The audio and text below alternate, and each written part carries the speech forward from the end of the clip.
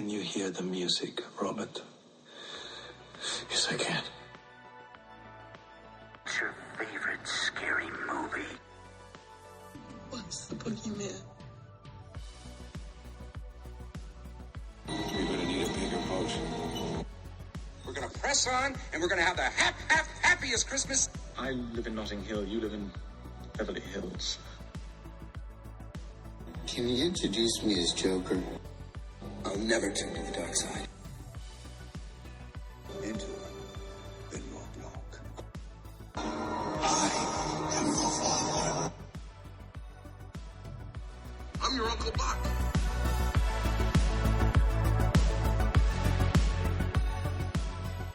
And here we go.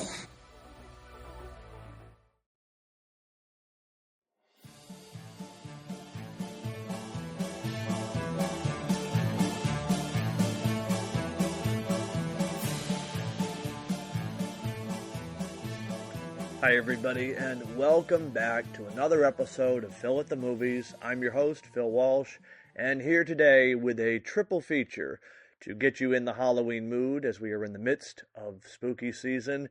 Guess we can consider this a bonus episode to kick off your Monday. As always, I want to say thank you for tuning in or watching this show on YouTube and being a part of this ongoing cinematic journey.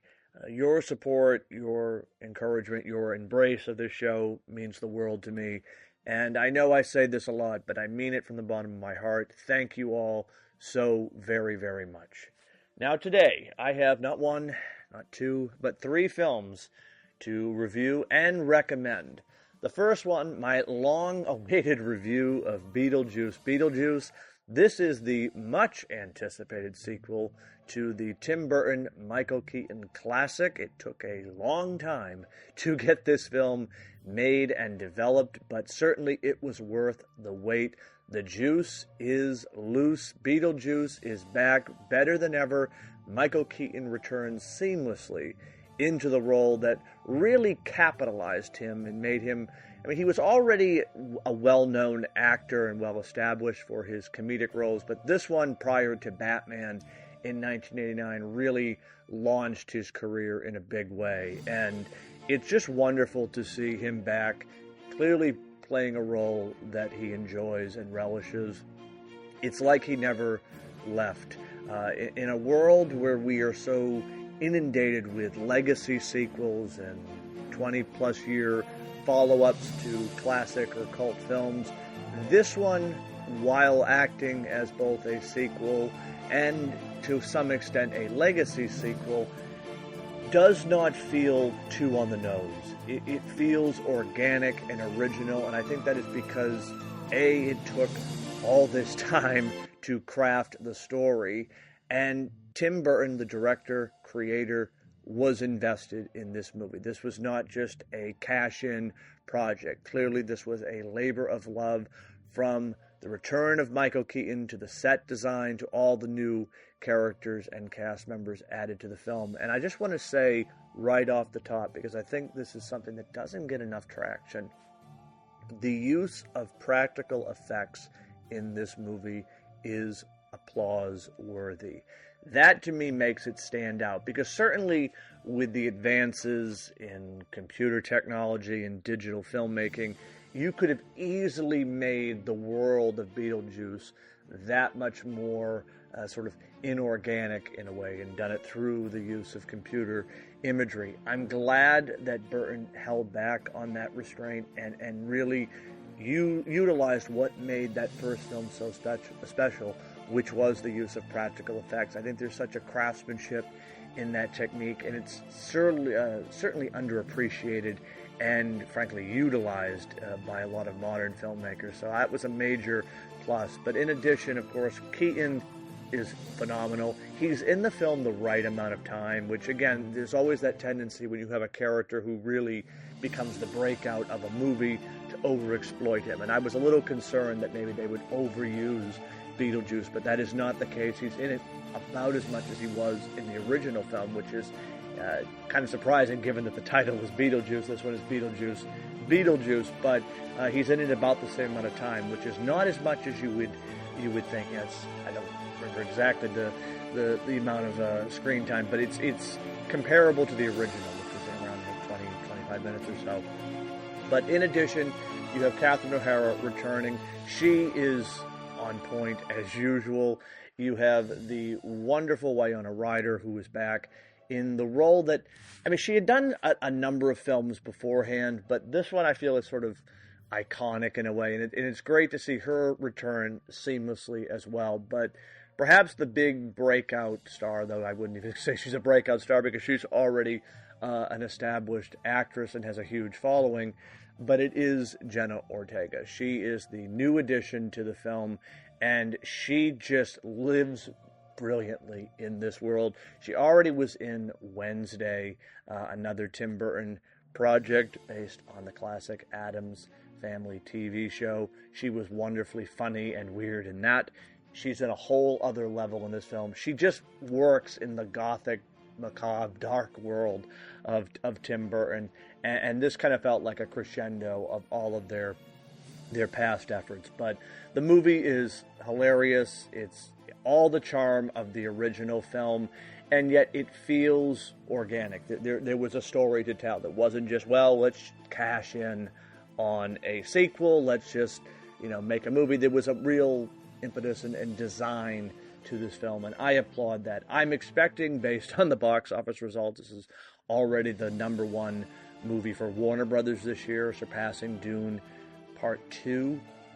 I am expecting there will be a Beetlejuice to sort of complete this possible trilogy. But for a film that certainly had a lot of hype and anticipation, it definitely lived up to those expectations. And it's just a fun, quasi-family-friendly Halloween film. So, I mean, if you're not looking for a quote-unquote scary movie, this is a great one for the entire family, and certainly if you are a fan of the original Beetlejuice, this is a worthy follow-up and kind of a nice companion piece to that original film. So Beetlejuice, worth the wait, and was glad if I only was able to share my thoughts with you on that particular film. But moving over to the other side of the equation, another Warner Brothers film.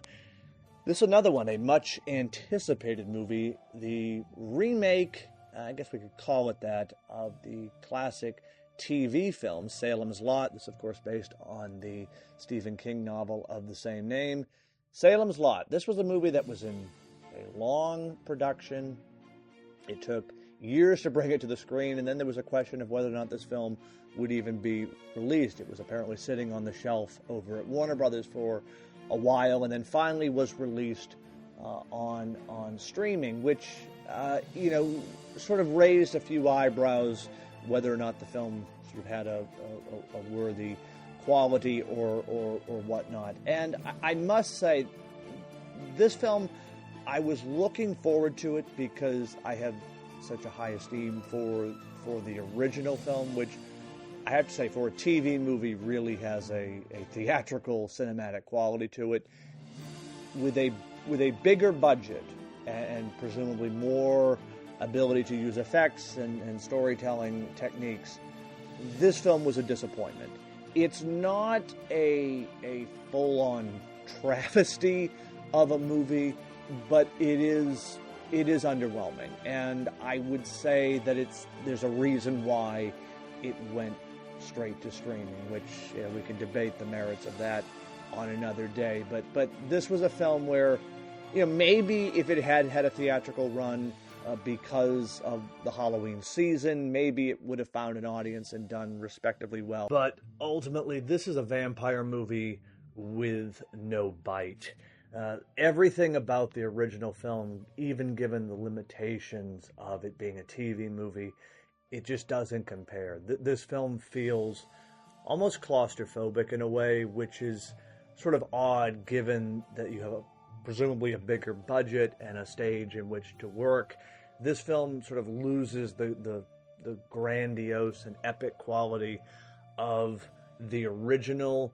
The vampire Barlow, I think, is even scarier in the original. This one, it felt similar to a trap that a lot of vampire movies make now, which is they try to overcompensate or overdo the theatrics. And in the case of the original, the simplistic way is always the best execution.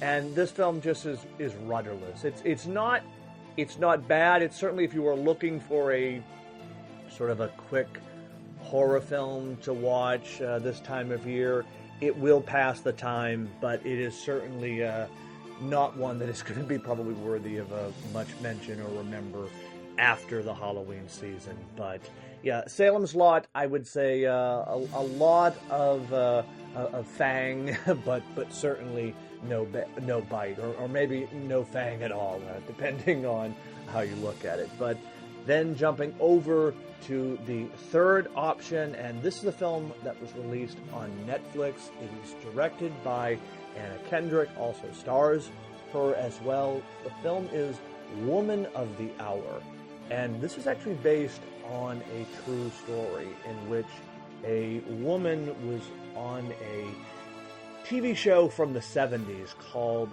The Dating Game. And during the program, the way it was set up, you bring out a three male contestants, and you have one female contestant, and the three men are hidden behind a divider, and then the woman asks questions to each of the contestants, or bachelors, if you will. And ultimately, she picks which one she thinks she's most compatible with. Well, as it turned out, the person that she picked ended up being a serial killer. And she didn't know that at the time, but he had quite a track record prior to this show. And the film sort of works with that framework, intercutting with both flashbacks and sort of flash forwards, depicting this serial killer's murderous rampage across the United States, from New York, California, even into the mountains of Wyoming.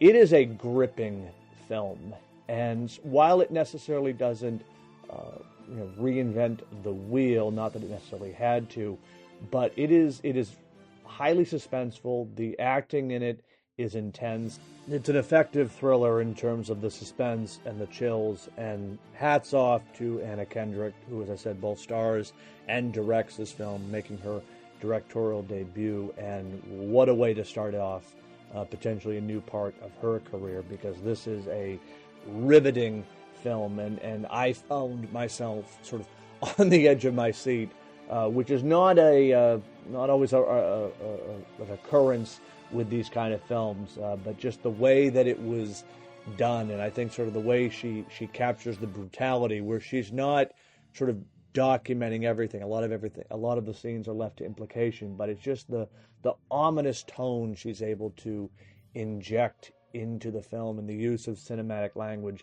It was really well done and gripping from start to finish. So there we go.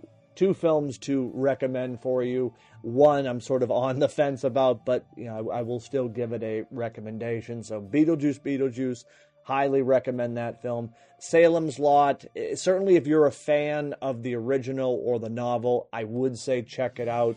Even if you have no experience or have ever read or seen the TV film, I would say check it out if you are looking for a spooky Halloween-centric movie, because it does sort of check some of the boxes, but it was underwhelming, to say the least. And then lastly, Woman of the Hour, highly recommend this film. Another great suspense thriller to cap off a year that has had a number of these kind of movies, and this one particularly because it is telling a real-life horror, which again sometimes is a case of truth of being stranger than fiction. But there we go. There are my three films for you today to kind of kick off this final stretch before the big day of October 31st. I, of course, will be back on Friday, as promised, with a review and retrospective of Halloween 5, The Revenge of Michael Myers. But until then, thank you all for tuning in, and I'll be back on Friday, where we'll do this all over again for the love of movies.